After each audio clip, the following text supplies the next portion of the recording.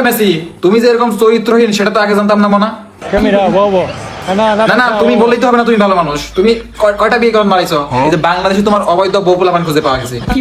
এই বেডি, মেসি তোমার কি লাগে? মেসি আমার জামাই লাগে। এই যে দেখছো বেডি কি বলে এগুলা? না না না, এখন এগুলা ফাও কথা বলে তো লাভ নাই। তুমি অস্বীকার করলেই তো হবে না। এমন না যে শুধু তুমি বিয়ে করছো, বাচ্চা কাচ্চাও তো আছে তোমার। এই গাদা, মেসি তোর কি লাগে রে? মেসি আমার আব্বা, মেসি আমার আব্বা। এই যে শুনছো, চিল্লায় চিল্লায় বলতেছে মেসি আমার আব্বা লাগে। না না না, তুমি মেসি এখন অস্বীকার করলে তো হবে না। এই ছেলে তো শুধু শুধু তোমাকে আব্বা ডাকতেছে না, আর শুধু যে ছেলে তা তো না, তোমার তো একটা প্রাপ্তবয়স্ক মেয়েও আছে। এই মেয়ে, মেসি তোমার কি হয়? মেসি আমার বাপজান। এই যে শুনছো, কত সুন্দর হাসি হাসি বলতেছে মেসি আমার বাপজান। অথচ তুমি জানোই না যে তোমার এত সুন্দর একটা ফুটফুটে মেয়ে আছে। ওই নানান জায়গায় গিয়ে কাজ কাম আকাম কাম করে আসো, তারপরে যে বাচ্চা কাচ্চার জন্ম হয় এগুলো খোঁজ খবর নেওয়া লাগে না। না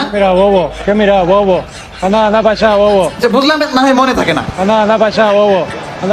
আচ্ছা আচ্ছা, আমি কি বলি শোনো শোনো, তুমি নানান জায়গায় গিয়ে আকাম কাম করো, এগুলো মনে নাই থাকতে পারে, কিন্তু এখন এই যে তোমার কুকৃতি যে এগুলো সব ফাঁস হয়ে গেছে। এই যে মহিলাটা যে বলতেছে যে মেসি আমার জামাই লাগে, মেসি আমার জামাই লাগে। ছেলেটা বলতেছে মেসি আমার আব্বা, মেসি আমার আব্বা।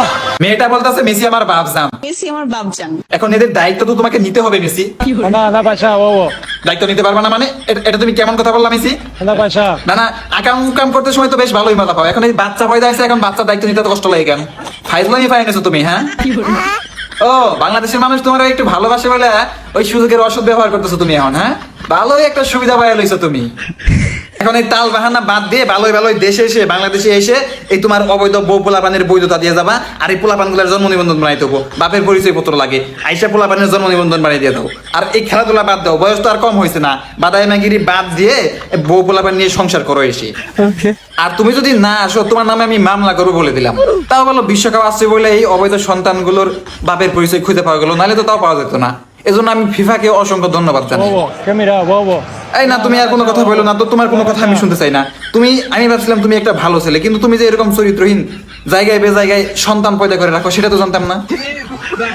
না, আমি বলি তুমি তো একজন ব্যস্ত মানুষ, সবসময় দেখি খেলাধুলা নিয়ে ব্যস্ত থাকো, তার মধ্যে আবার এইসব আকাম কাম করার সুযোগ পাও কখন?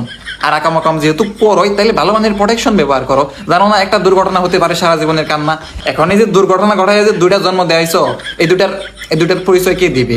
আইসা এই দুটার কেমনে জন্ম নিবন্ধন তুমি বানাই দিবে? ভালাই ভালাই আইসা জন্ম নিবন্ধন দুইটা বানাই দিয়ে দাও। এই বাপের পরিচয় ছাড়া আর কদিন চলবে এরা? ভাই মেসি আমার আব্বা। ভালোই ভালোই জাতির সামনে আইসা এই অবৈধ সন্তানগুলোর পিতৃ পরিচয় দিয়ে যাবা।